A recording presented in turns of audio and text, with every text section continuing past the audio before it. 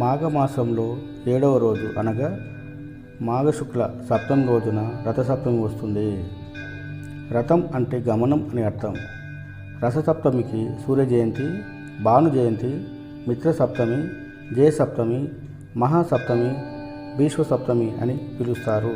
సూర్యభగవానుడు కశ్యప మహాముని కుమారుడు, తేజోవంతుడు, దేవతామూర్తి. లోకసాక్షి అయిన ఆ సూర్యభగవానుని అర్చించి ఆయన కరుణాకటాక్షాలను పొందే సుదినమే మాఘశుద్ధ సప్తమి. అదే ఆయన జన్మతిథి రథసప్తమి. రథసప్తమి రోజున సూర్యుని గమనం మారుతుంది.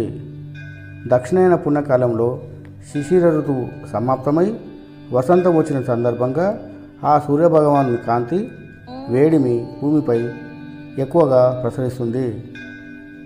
రథసప్తమి సూర్యభగవాను జన్మదినం. ఈ రోజునే సూర్యభగవానుడు సత్యజిత్తుకి శమంతకమణిని ప్రసాదించాడు. 7 కిరణాలుగా సప్తవర్ణాలను ప్రతిబింబిస్తూ కదిలే సూర్యుని అశ్వాలు ఈరోజు తెల్లని కాంతిరేఖగా మారుతాయి. విజ్ఞానం, సంపద, ఆహారం, ఆరోగ్యానికి మూలం ఆదిత్యుడే. రథసప్తమి రోజు అతిథి కశ్యప దంపతులకు సూర్యభగవానుడు జన్మించిన రోజు. రథసప్తమి రోజు నుండి సూర్యభగవానుడు రథం దక్షిణాయనం నుండి ఉత్తర దిశగా ఉత్తరాయణంలోకి ప్రయాణిస్తుంది. సూర్యుడు 12 రాశులను చుట్టి రావడానికి 1 సంవత్సర కాలం పడుతుంది. ఒక్కో నెల ఒక్కో రాశిలో సూర్యభగవానుడు సంచరిస్తాడు కనుక సూర్యుడిని ద్వాదశ ఆదిత్యుడు అని పిలుస్తారు. సూర్యుడు సంచరించే నెలలను బట్టి అతనిని 12 రూపాలలో పూజిస్తారు. సూర్యభగవానుడు 7 గుర్రాల మీద సంచరిస్తూ ఉంటాడు. ఆ సూర్యరథంనకు ఉండే 7 గుర్రాలు 7 వారాలుగాను, 12 రథచక్రాలు 12 రాశులుగాను సూచిస్తాయి. సూర్యుడు 7 గుర్రాలు 7 వారాల సంకేతాలు. ఈ 7 గుర్రాలను వేదచంద్రస్సులు అని అంటారు. గాయత్రి, త్రిష్ణుప్, జగతి, అనుష్టుప్, పంక్తి, బృహతి, ఊష్ణిక్ అనే 7 గుర్రాల రథంపై బాణుడు స్వారీ చేస్తాడు. మేషం నుంచి మీనం వరకు ఉన్న 12 రాశుల్లో ప్రయాణిస్తూ ఈ 12 రాశులను పూర్తి చేయడానికి సూర్యరథానికి ఏడాది సమయం పడుతుంది.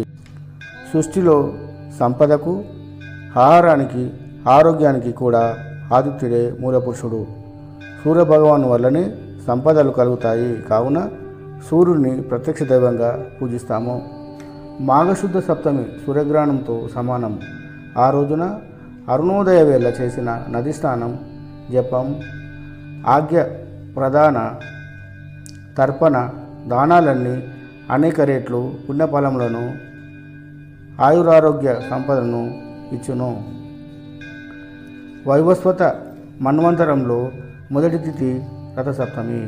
ఈ పర్వదినాన జిల్లేడు, రేగు, చిక్కుడు ఆకులను తలపై ఉంచి అభ్యంగన స్నానం చేయిస్తారు.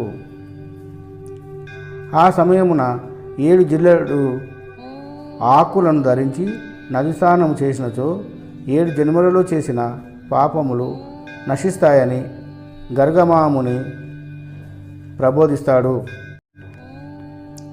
జిల్లేడు ఆకును అర్క అని పేరు. సూర్యునికి జిల్లేడు అంటే చాలా ప్రీతి. సూర్య నమస్కారాలు, ఆసనాల వల్ల సూర్యశక్తిని నేరుగా స్వీకరించినప్పుడు ఆ సూర్యశక్తి మనలోని శక్తులకు అనూహ్యమైన పరివర్తన కలిగిస్తుంది. శారీర, ప్రాణ, మనసులను విశ్వ చైతన్యంలోకి ప్రవేశపెడుతుంది. అందుకే ప్రత్యక్ష నారాయణుడిని పూజిస్తే సకల సమస్యలు తీరడంతో పాటు ఆయుష్, ఐశ్వర్యం సిద్ధిస్తుంది. జపాకుసుమ సంకాశం కాశ్యపేయం మహాద్యుతిం తమోరిం సర్వపాపాగ్నం ప్రణతోస్మి దివాకరం అంటూ సూర్యభగవాన్ని పూజించాలి. రథసప్తమి రోజున అరసవిల్లిలో స్వామి నిజరూప దర్శనం వల్ల అభిషేకం చేసిన అరుణాచల కిరణాల స్పర్శతో భక్తులకు రోగ నివారణ కలుగుతుందని నమ్ముతారు. పరిహారాలు. జ్యోతిశాస్త్ర ప్రకారం రథసప్తమి రోజున కొన్ని పరిహారాలు పాటించడం వలన సూర్యబలం బలపడుతుంది. నదిలో నువ్వుల నూనెతో ద్వీపం వెలిగించి వదలడం వలన వైవాహిక జీవితం సంతోషంగా ఉంటుంది. పప్పు, బెల్లం, రాగి, గోధుమలు మరియు ఎరుపు లేదా నారింజ రంగు గల వస్త్రాలను దానం చేయడం. రథసప్తమి రోజున ఆదిత్య హృదయం, సూర్యాష్టకం వినడం కానీ చదవడం చేస్తే సూర్యభగవానునికి ఓం సూర్యాయ నమః అనే మంత్రాన్ని జపిస్తూ నీటితో ఆగ్యం సమర్పించడం. సూర్యగాయత్రి అయిన ఓం భాస్కరాయ విద్మహే మహాదుతికాయ ధీమహి తన్నో ఆదిత్యాః ప్రచోదయత్ అని పఠించడం వలనను సూర్యభగవాన్ యొక్క అనుగ్రహాన్ని పొందవచ్చు.